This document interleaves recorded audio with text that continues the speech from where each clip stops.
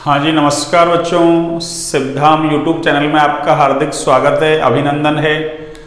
हमारा चल रहा था देखो मूलानुपाती सूत्र और अनुसूत्रण, empirical formula and molecular formula. और एम्पेरिकल फार्मूला कैसे निकालते हैं, मॉलिक्यूलर फार्मूला कैसे निकालते हैं ना, ये अपन ने सारी बातें की थी ना। अगर एक का ना मॉलिक्यूलर फार्मूला दे दे आपको ना, तो उसका एम्पेरिकल फार्मूला एक ही होगा ना। पर आपको एम्पेरिकल फार्मूला दे दे और मॉलिक्यूलर फार्मूला पूछे तो एक से ज्यादा भी हो सकते हैं और एक भी हो सकता है ना।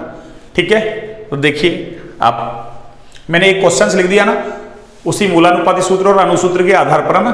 एक अपन ने फॉर्मूला लिखा था ना कि मॉलिक्यूलर मास या मॉलिक्यूलर वेट अनुभार ना बराबर क्या था, n गुना मूलानुपाती द्रव्यमान ना एम्पेरिकल मास। या यूं कह दो आप ना, अनुभार या अनुसूत्र किससे आता है, सॉरी अनुभार या आणविक द्रव्यमान किससे आता है, आपके अनुसूत्र से। तो वही बात होगी, अनुसूत्र बराबर n गुना मूलानुपाती सूत्र। क्यों, मूलानुपाती द्रव्यमान किससे आएगा, मूलानुपाती सूत्र से आएगा। ठीक है ना। तो किसी को कंफ्यूजन हो रहा होगा ना कि जिन बच्चों को मैंने पढ़ाया वहां मैंने लिखा था अनुसूत्र बराबर n गुना मूलानुपाती सूत्र। अरे वही बात है, अनुसूत्र से क्या आएगा आपके अनुभार या आणविक द्रव्यमान, और मूलानुपाती सूत्र से क्या आएगा, मूलानुपाती द्रव्यमान। तो बात एक ही हो गई है ना कि मॉलिक्यूलर वेट बराबर क्या हो गया, n गुना एम्पेरिकल मास। ठीक है, अब देखिए आप, मैंने एक सवाल लिख दिया ना, थोड़ा सा इसमें एक कंसेप्ट को और जोड़ दिया था अपन ने। अरे पीछे पढ़ा था ना अपन ने अनुभार और वाष्प घनत्व में संबंध गैसों के लिए ना, जो अवोगाद्रो की परिकल्पना आती है ना। अब देखिए पीछे की चीजें काम आती रहेंगी बच्चों ना आगे। देखिए कैसे करेंगे, पढ़िए यहां से सवाल को। देखिए इसका सॉल्यूशन क्या होगा, सॉल्यूशन ये लीजिए, एक कार्बनिक यौगिक में कार्बन कितना है 40%, हाइड्रोजन कितना है 6.67% और शेष क्या है ऑक्सीजन। तो हमको पता है टोटल कितना होता है, अरे 100% होता है ना। 100% का मतलब 100 ग्राम मान लो या ना। कोई सोच रहा है कि सर मास को आप ना, यहाँ तो परसेंट में लिखा हुआ है ना और वहां ग्राम में लिख रहे हो आप। अरे एक ही बात है, 100% का मतलब 100 ग्राम मान लो आप ना। तो जितना जितना परसेंट उतना उतना ग्राम हो जाएगा। तो क्या लिख सकता हूं मैं यहाँ से सॉल्यूशन, देखो एक तो कार्बन है उसके अंदर, एक हाइड्रोजन है और एक कौन है, ऑक्सीजन। अब देखिए इनका मास कितना कितना है, देखिए कार्बन का तो कितना है 40, हाइड्रोजन का कितना है 6.67%। ठीक है ना। तो शेष कौन है, ऑक्सीजन। दोनों को जोड़ो, 100 में से घटा दो, तो ये कितना आ जाएगा आपके 53.33, 53.33। अब देखिए मुझे क्या चाहिए, नंबर ऑफ एटम चाहिए ना। अरे परमाणुओं की संख्या, तो परमाणुओं की संख्या कैसे निकलेगी, अरे जो कुल मास है उसमें ना एक एटम के मास का भाग लगा दो तो परमाणुओं की संख्या आ जाएगी। तो देखिए 40 में किसका भाग लगाऊंगा मैं, अरे 40 में कार्बन का, एक कार्बन का परमाणु द्रव्यमान होता है 12। हाइड्रोजन का कितना है, अरे हाइड्रोजन का तो एक ही होता है ना, ये लीजिए 1। ऑक्सीजन का कितना है 53.33 और एक ऑक्सीजन का ना, एक ऑक्सीजन एटम का ना, अरे परमाणु द्रव्यमान कितना है 16। अब मैंने क्या कहा था आपको कि अगर एक से ज्यादा है ना तो फिर आप उसको सॉल्व कर लीजिए ना। तो देखिए इसको सॉल्व करूंगा मैं, ये कितना आएगा, अरे ये आएगा 3.33। ये कितना आएगा, ये तो इतना ही आएगा 6.67, ये लीजिए। और ये भी कितना आएगा, अरे ये 3.33। फिर अपन ने क्या कहा था, रिलेटिव एटॉमिक नंबर निकालेंगे अपन ना, relative atomic, sorry atomic number नहीं, रिलेटिव नंबर ऑफ एटम है ना, यानी परमाणुओं की सापेक्षिक संख्या निकालेंगे ना। तो क्या लिखूंगा मैं यहां से, रिलेटिव नंबर ऑफ एटम। तो रिलेटिव नंबर ऑफ एटम कैसे निकालते हैं, जो सबसे छोटा होता है ना उसका सभी में भाग लगाते हैं। तो देखो ये और ये तो एक जैसा ही है, तो ये तो छोटे ही हैं, ये बड़ा है, तो बस 3.33 का सब में भाग लगा दो। तो 3.3 का ना इसमें भाग लगाऊंगा 33 में, तो एक बार इसमें लगाऊंगा तो वही 2 बार जाएगा, और इसमें लगाऊंगा तो 1 बार जाएगा, ये लीजिए।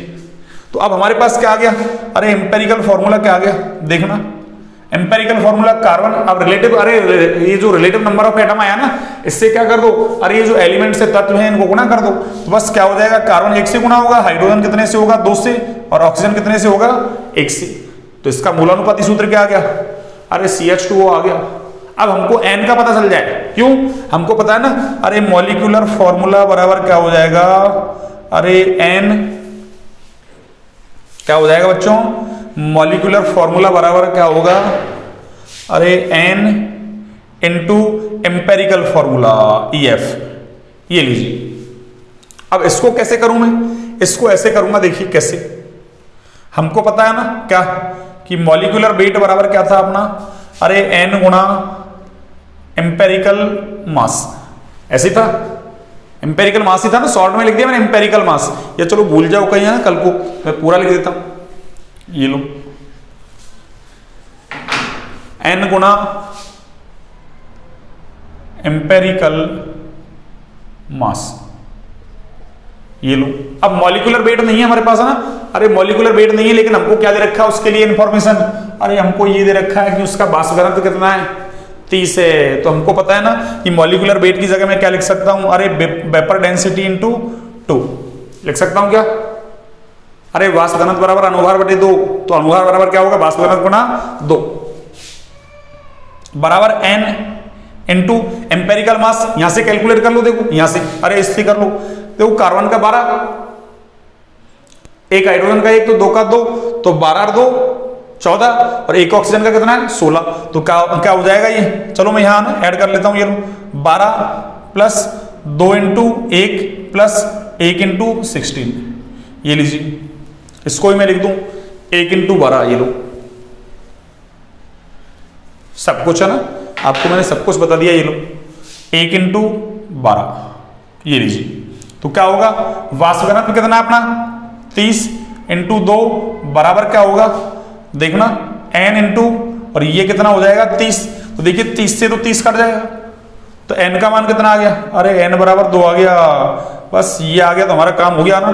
कैसे, n का मान 2, एम्पेरिकल फॉर्मूला कितना है CH2O, कर दो C2H, 2 पहले से थे, 2 दूनी 4 ना, और O2, तो क्या आ गया C2H4O2, इसका क्या आ गया, अरे मॉलिक्यूलर फॉर्मूला आ गया बच्चों, क्या आ गया, मॉलिक्यूलर फॉर्मूला। तो बस ये एक्स्ट्रा था आपका ना, अरे ये एक्स्ट्रा था ना, बस वाष्प घनत्व बराबर क्या है, वाष्प घनत्व अनुभार बटे 2, तो अनुभार बराबर क्या हो गया 2 इंटू वाष्प घनत्व, मैंने यही लगाया, आप एक बार देख लीजिए इसको ना, आप एक बार इसको देख लीजिए ना। अब मैं ना, अब तक अपन ने डिटेल में कर ली ना, 3 क्वेश्चंस करवा दिए मैंने डिटेल में ना। अब मैं थोड़ा शॉर्ट ट्रिक बताता हूँ इसके ना, कि भाई अब अरे अपने नीट जेई वगैरह में आएगा तो ऐसे इतना बड़ा थोड़ी करेंगे, वहाँ एक्सप्लेन थोड़ी करेंगे बड़ा, वहां तो शॉर्ट में चाहिए ना, तो कैसे करेंगे, देखो शॉर्ट ट्रिक कैसे है ना, मैं ट्रिक बताता हूँ इसके ना, कैसे करोगे आप, एक बार आप इसको नोट डाउन कीजिए, आपने नोट डाउन कर लिया होगा। देखिए मैं एक क्वेश्चन दे रहा हूं ना, कैसे,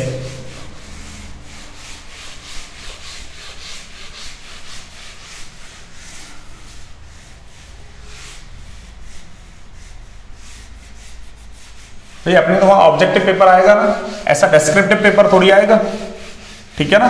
तो ऑब्जेक्टिव में कैसे करते हैं, देखिए आप ऑब्जेक्टिव में कैसे करते हैं ना, देखिए कैसे करेंगे, हाँ जी,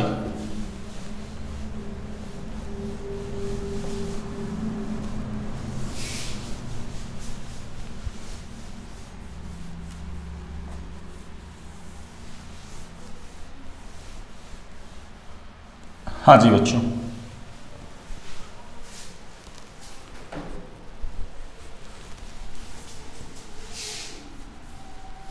देखिए ऑब्जेक्टिव में कैसे करेंगे ना,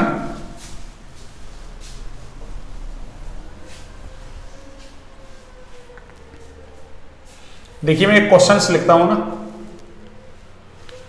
और क्वेश्चंस क्या है, ये क्वेश्चंस मैं शॉर्ट में लिख रहा हूं ना, अरे क्वेश्चंस भी मैं शॉर्ट में लिख रहा हूं ना, ठीक है ना। देखिए भाई एक कंपाउंड है उसमें ना, क्या क्या है, देखिए एक तो कार्बन है, एक उसमें हाइड्रोजन है ना, क्या है, एक हाइड्रोजन है उसमें, कार्बन कितना है देखिए 38.7% है ना, और ये है आपका 9.67%, और शेष उसमें क्या है, ये लीजिए शेष ऑक्सीजन है ना, शेष क्या है ऑक्सीजन।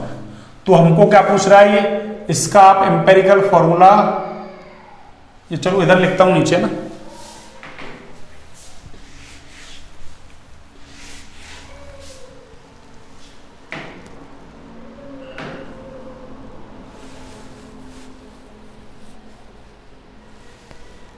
हाँ जी। तो इसका हमको क्या ज्ञात करना है, एम्पेरिकल फॉर्मूला ज्ञात करना है ना।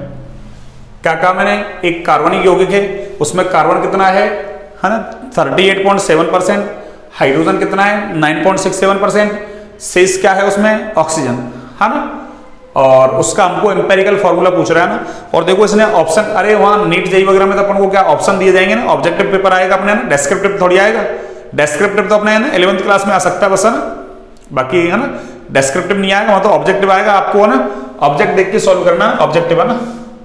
देखिए ऐसा लिख दे हमको CHO, दूसरा ऑप्शन हमको क्या दे दे CH2O, तीसरा ऑप्शन हमको क्या दे दे CH3O, और चौथा ऑप्शन हमको क्या दे दे CH4O। तो एक कार्बनिक यौगिक में कार्बन इतना, हाइड्रोजन इतना, शेष क्या है ऑक्सीजन। तो शेष का मतलब तो क्या होगा, दोनों को जोड़ो और 100 में से घटा दो, शेष क्या आ जाएगा ऑक्सीजन।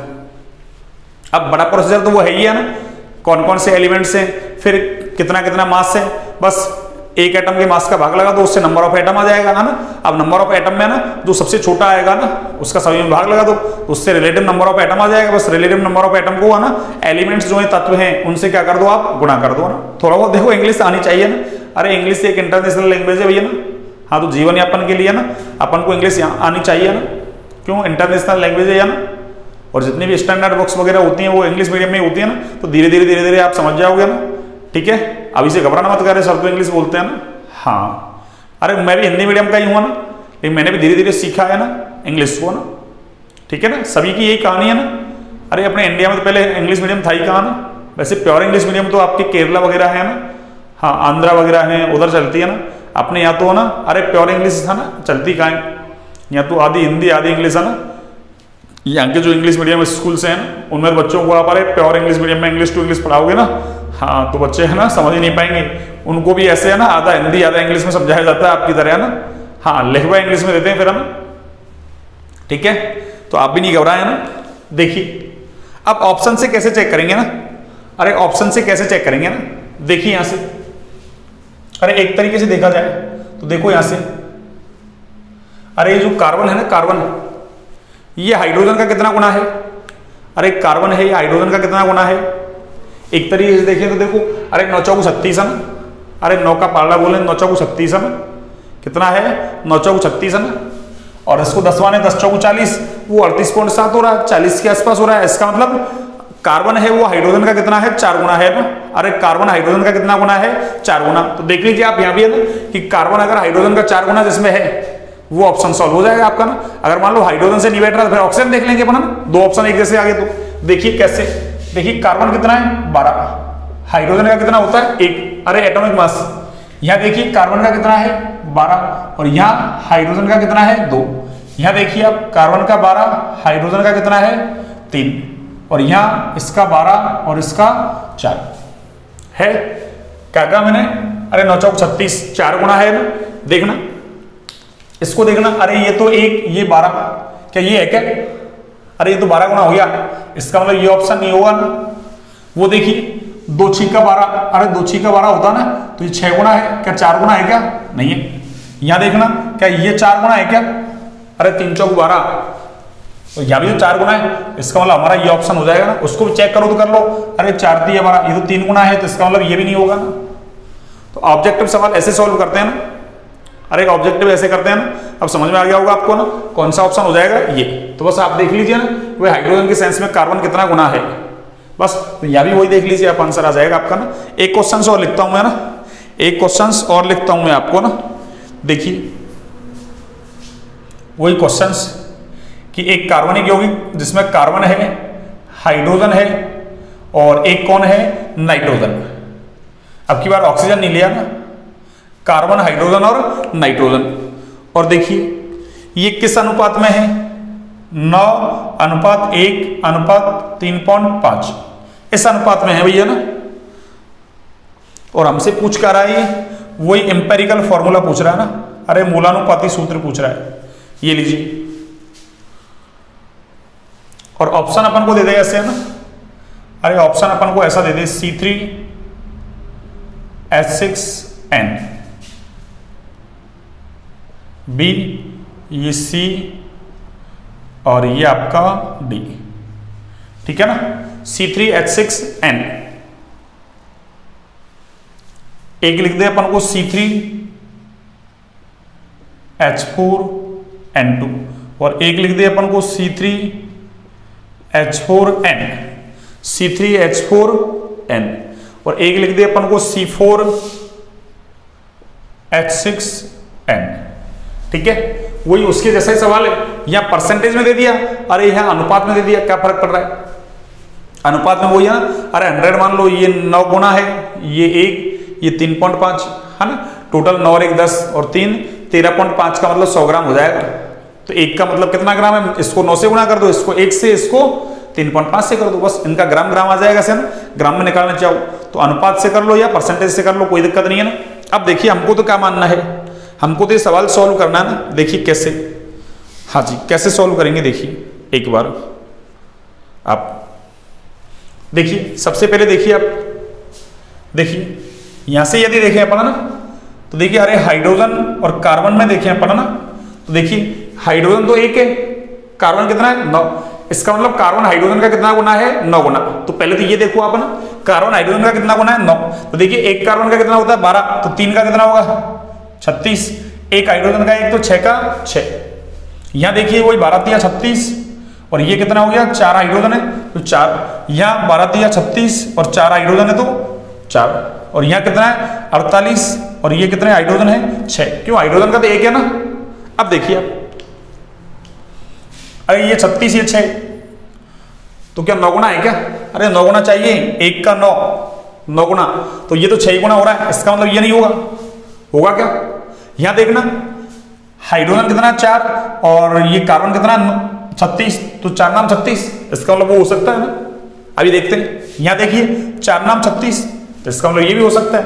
यहां देखिए 6 अंठे 48, 8 गुना ही है, इसका मतलब ये भी नहीं होगा। ये लीजिए, ऑब्जेक्टिव सवाल जब भी सॉल्व करने नीट जेईई पैटर्न ना आपको, तो आपको ऐसे है ना, अरे 4 ऑप्शन में से दो ऑप्शन तो काटने आने चाहिए बिल्कुल है ना, कि देखते ही काट दिए। अब बचे 2, अब 2 में से ट्रिक लगा लेंगे अपन ना, तो सही आंसर आ जाएगा आपका। अगर आपको पता ही नहीं है 4 में से कौन सा होगा कौन सा नहीं होगा ना, वैसे तुक्का लगाओगे फिर तो गलत हो जाएगा भैया ना। तो देखिए कैसे करेंगे आप, 4 नाम 36, 4 नाम 36, इसका मतलब दोनों हो सकते हैं। तो फिर हम देख लेते हैं एक बार ना, अरे नाइट्रोजन को देख लेते हैं ना, किसको? नाइट्रोजन को। तो देखो नाइट्रोजन कितना है यहाँ, अरे यहाँ नाइट्रोजन कितना है, देखिए एक नाइट्रोजन का 14, तो 2 का कितना हो जाएगा? 28। और यहाँ देखिए एक ही नाइट्रोजन है, कितना हो जाएगा? 14। देखना अरे नाइट्रोजन में इसमें कितना अनुपात है, देखना अरे नाइट्रोजन में इसमें कितना अनुपात है, देखिए अरे 3.5 का डबल 7 होता है ना, 3 गुना करें तो 10.5 हो गया, ये तो 9 ही है ना। इसका मतलब 2 से ज्यादा 3 से क्या है? कम। अरे 2 से तो क्या है? डबल से ज्यादा, और ट्रिपल से कैसा है? कम। कौन? कार्बन। किससे? नाइट्रोजन से। यानी नाइट्रोजन के है ना डबल से ज्यादा है कौन? कार्बन। और ट्रिपल से कैसा है? कम। यहां देखना ये 28 ये 36, अरे डबल है क्या? ये देखना 28 दूना 56 होता है, ये तो 36 ही है, डबल नहीं है। इसका मतलब ये नहीं होगा।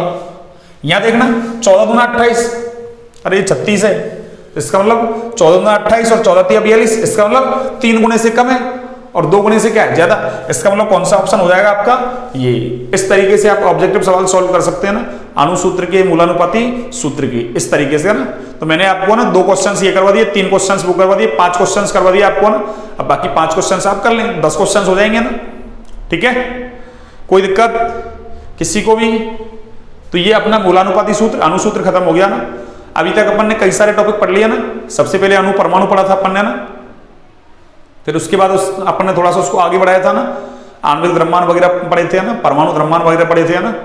फिर अपन ने आगे उसको और बढ़ाया था ना, फिर रासायनिक संयोग के नियम वगैरह पढ़ लिए थे अपन ने ना।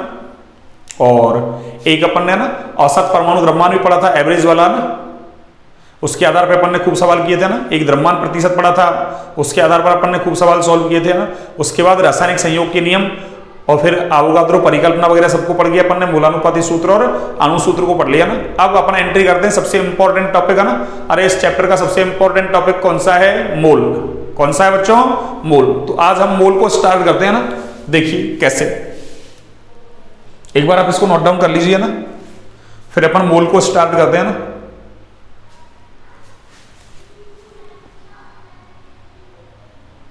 हाँ जी, देखिए मोल को स्टार्ट करते हैं अपन, है ना। मोल वेरी वेरी इंपॉर्टेंट है ना। मोल निकालना आपको आना चाहिए फिजिकल केमिस्ट्री के लिए, है ना। अरे फिजिकल केमिस्ट्री के लिए मोल आपको निकालना आना ही चाहिए एटलीस्ट, है ना। मोल से सवाल पूछे जाते हैं नीट जेईई में, है ना, हर साल पूछता है सवाल, है ना। देखिए अब, हाँ जी, तो अब हमारा क्या स्टार्ट होगा टॉपिक, मोल। देखिए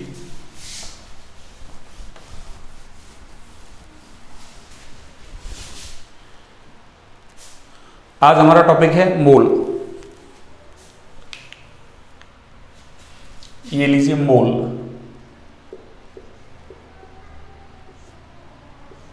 और मोल को हम लिखते हैं MOLE, मोल। ध्यान रखें आप, ना मोल को लिखेंगे तब, है ना, ऐसे मोल लिख रहे हो आप कहीं, है ना, तो मोल की स्पेलिंग क्या है, MOLE। पर आप कोई वैल्यू लिख रहे हो ना, कि जैसे 0.5 और आगे क्या लिख रहे हैं आप, मोल। अब हिंदी में लिखोगे तो मोल का तो मोल ही रहेगा ना, पर इंग्लिश में लिखोगे अरे तो इसको ऐसा लिखा जाएगा MOL, मोल। तो सिंबल लिख रहे हो जब भी, संकेत लिख रहे हो ना, प्रतीक लिख रहे हो ना, मात्रक लिख रहे हो, तब तो MOL लिखा जाएगा। और ऐसे हिंदी में लिख रहे हो आप मोल, मोल की परिभाषा वगैरह कहीं भी कुछ भी लिख रहे हो तो MOLE लिखा जाएगा ना। तो आपको एक तो MOLE रहे, MOL में, है ना, अंतर आना चाहिए ना। आपने पढ़ा होगा, देखो मोल है क्या है, वैसे फिजिक्स में पढ़ते हैं अपन, बाकी केमिस्ट्री में पढ़ाया था अपन ने ना, SI पद्धति, है ना। SI पद्धति में 7 भौतिक राशियों को मूल भौतिक राशियां माना गया है ना। उसमें से एक पदार्थ की मात्रा का मात्रक क्या था, मोल। पदार्थ की मात्रा को हम स्मॉल n से दिखाते हैं ना, और उसका जो मात्रक है वो क्या है, मोल। और मोल का सिंबल MOL था। पदार्थ की मात्रा का सिंबल क्या है, n। तो उनमें से, है ना, 7 भौतिक राशियों में से एक भौतिक राशि कौन सी है, पदार्थ की मात्रा का मात्रक क्या है, मोल। और उस मोल को आज अपन पढ़ रहे हैं ना। वैसे मोल है ना, बेसिकली देखा जाए ना, अरे मोल केमिस्ट्री का शब्द नहीं है ना। किसका शब्द नहीं है, केमिस्ट्री का शब्द नहीं है ना। वैसे ये मैथ का शब्द है ना, मोल। क्यों, अरे मैथ में ऐसा पढ़ते हैं ना अपन, कि मान लो आपने, है ना, अरे 12 पेन ले लिया ना, तो 12 कोई वस्तुएं होती हैं, उसके लिए अपन 1 दर्जन काम में ले लेते हैं ना। 1 दर्जन, 1 डजन, 1 दर्जन। 1 दर्जन का मतलब 12। ऐसे मान लो 12 दर्जन हो गए, 144 पेन, तो उसको अपन 1 ग्रॉस वगैरह बोल देते हैं ना, इस तरीके से। तो ऐसे एक बहुत बड़ी संख्या हो जाए तो फिर उसको अपन क्या बोलेंगे, उसके लिए मोल शब्द काम में लिया था ना। उसके लिए क्या काम में लिया था, मोल शब्द। तो देखिए मोल होता क्या है, सबसे पहले मैं ये लिखता हूं ना, मोल क्या है, पदार्थ की मात्रा का मात्रक। तो मोल क्या है कि भाई कोई सूक्ष्म पदार्थ है ना, सूक्ष्म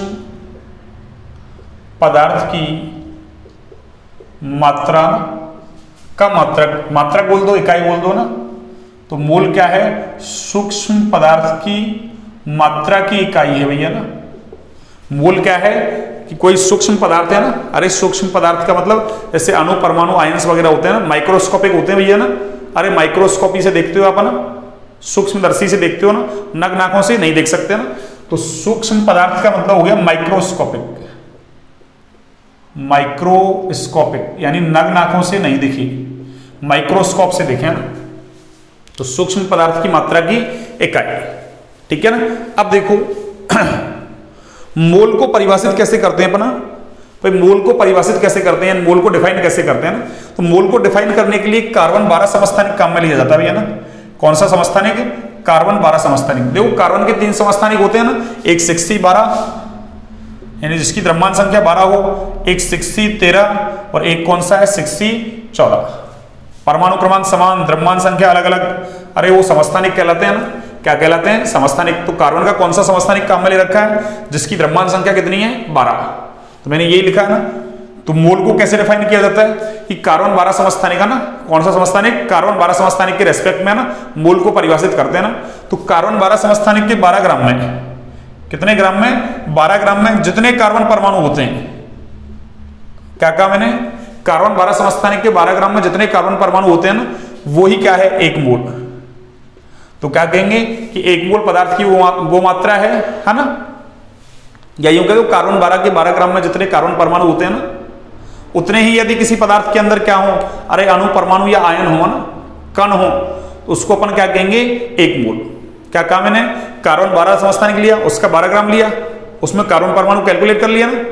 अब ऐसे कैलकुलेट आ रहे अपन से है ना, माइक्रोस्कोपिक होते हैं वैसे है ना, तो उपकरण की सहायता से करेंगे ना कैलकुलेट, तो वो बता देगा भाई इसमें कितने कण है ना।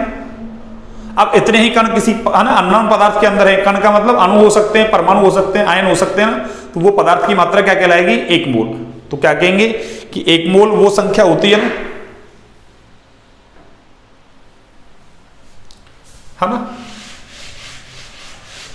1 मोल की परिभाषा लिखता हूं मैं ना, जो 1 मोल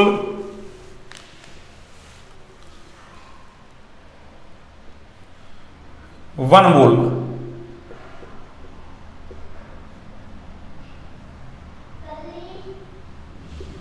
पदार्थ की वह मात्रा होती है,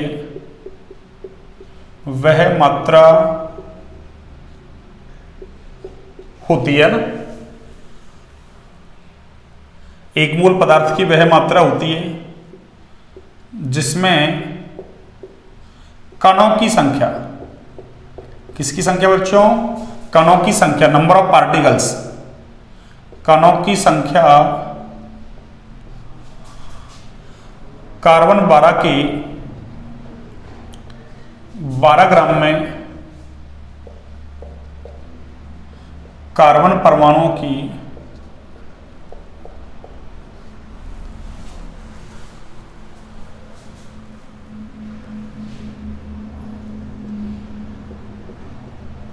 संख्या के बराबर होती है।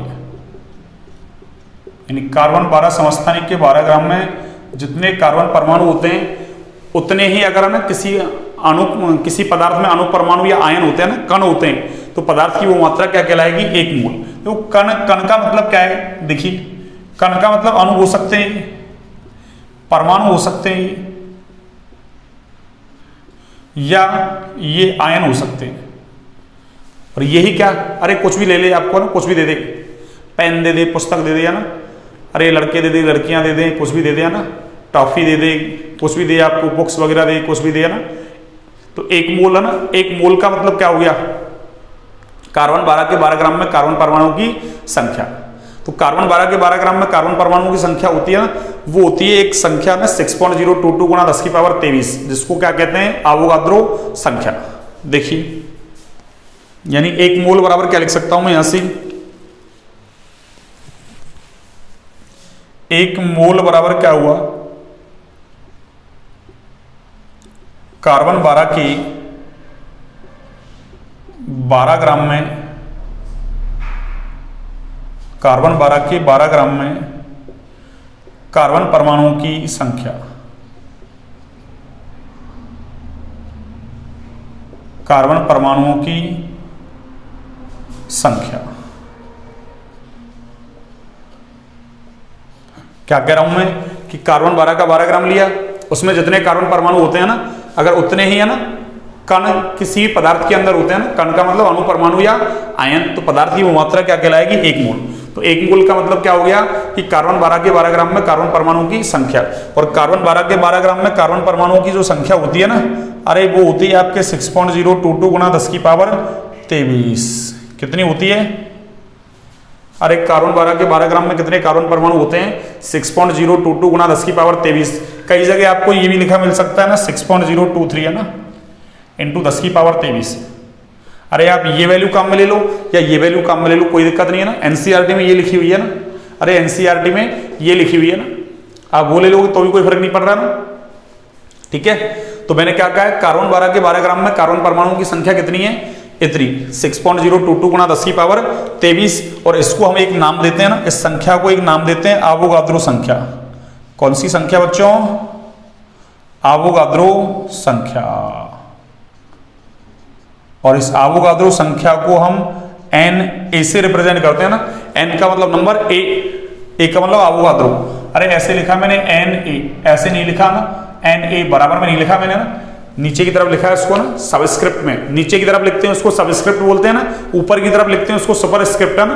अरे जैसे मैं ऐसा लिखता हूं Na, ऐसा होता, तो ये सुपरस्क्रिप्ट हो गया ना, नीचे की तरफ लिख रहे हैं सबस्क्रिप्ट, अरे सबका मतलब नीचे है ना। इंस्पेक्टर, सब इंस्पेक्टर, अरे इंस्पेक्टर के नीचे सब इंस्पेक्टर होता भी है ना। हाँ, अब देखो अवोगाद्रो संख्या होगी, तो इसका मतलब क्या हुआ, अरे 1 मोल कुछ भी दे दे आपको है ना, 1 मोल का मतलब इतने है ना, अरे 1 मोल का मतलब ये होता है ना, 1 मोल का मतलब ये संख्या। अब आपको कहते हैं 1 मोल पेन, इसका मतलब ये संख्या और उसके आगे क्या लिख दो, पेन। अरे जो ही पूछे ना उसको आगे लगा दो बस इस संख्या की। जैसे देखो मैं एग्जांपल लेता हूं ना, आपको और क्लियरिटी हो जाएगी। जैसे मैंने क्या लिख दिया, 1 मोल पेन, 1 मोल पेन, ये लीजिए।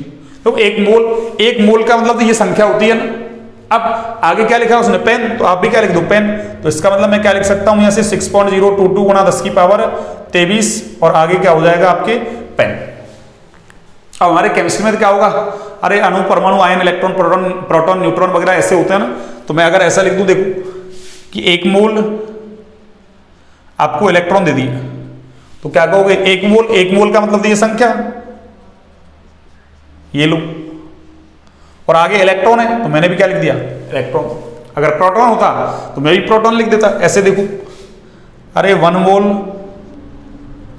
सॉरी इलेक्ट्रॉन नहीं, प्रोटॉन, 1 मोल प्रोटॉन। तो प्रोटॉन पर प्लस लगाते हैं ना, क्यों, धनावेशित होता है, इलेक्ट्रॉन पर माइनस लगाते हैं, ऋणावेशित होता है ना। तो मैं भी क्या लिखूंगा, अरे 6.022 गुणा 10 की पावर 23 और क्या हो जाएगा, प्रोटॉन। ये लीजिए, आपको जो भी दे ना, तो 1 मोल का मतलब अब तक मैंने जो लिखा है आपको ना, अरे ये सब कुछ लिखा है, ये तो आपको आता ही, सूक्ष्म पदार्थ की मात्रा का मात्रक बोल दो, इकाई बोल दो, एक ही बात है ना। 1 मोल, ये डेफिनेशन की कोई जरूरत नहीं है आपको, तो याद क्या रखना है कि 1 मोल का मतलब अवोगाद्रो संख्या के बराबर, अब जो भी दे वही हो जाएगा, है ना। पेन दे तो पेन, पुस्तक दे तो पुस्तक, लड़के दे तो लड़के, लड़की दे तो लड़की, है ना। इलेक्ट्रॉन दे तो इलेक्ट्रॉन, प्रोटॉन दे तो प्रोटॉन, न्यूट्रॉन दे तो न्यूट्रॉन। आपको तो याद क्या रखना है कि 1 मोल का मतलब अवोगाद्रो संख्या के बराबर। अब जो भी दे वही आगे लगा दो, ठीक है ना। आपको समझ में आ गया होगा। आगे देखिए,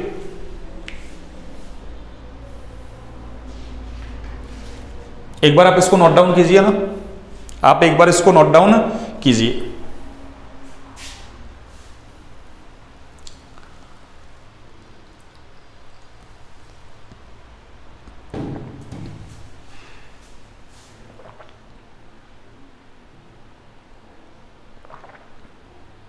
हाँ जी, आपने नोट डाउन कर लिया। देखिए अब इसमें मैं 3 केस ले रहा हूं ना, कितने केस, 3 कंसेप्ट ले रहे हैं ना। अब 3 में से 1 बाई 1 करके लेते हैं ना, और फिर अपन है ना फॉर्मूला डेराइव करेंगे ना। क्या डेराइव करेंगे बच्चों, फॉर्मूला ना, कैसे करेंगे वो भी देखते हैं ना। हाँ जी, देखिए फॉर्मूला कैसे डेराइव करेंगे ना।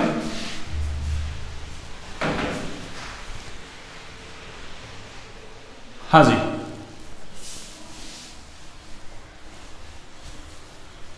ये चलिए ऐसे करते हैं अपन ना। आज तो अपन ने स्टार्ट है ना वैसे कर दिया है मोल ना। अब क्लास थोड़ी बड़ी हो जाएगी ना, तीनों कंसेप्ट कल एक ही साथ लेते हैं ना, जिससे आपको और ज्यादा बेहतरीन तरीके से समझ में आ जाएगा ना।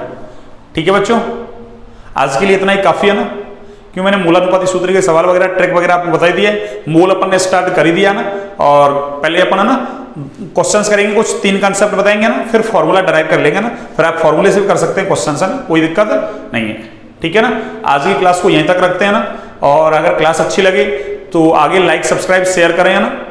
क्यों आप शेयर नहीं कर रहे बच्चों ना, अरे शेयर कम से कम कर रहे हैं आप, है ना। शेयर ज्यादा से ज्यादा करें क्लास को ना, ताकि और भी बच्चों तक क्लास पहुंचे ना, उनको भी फायदा होगा ना।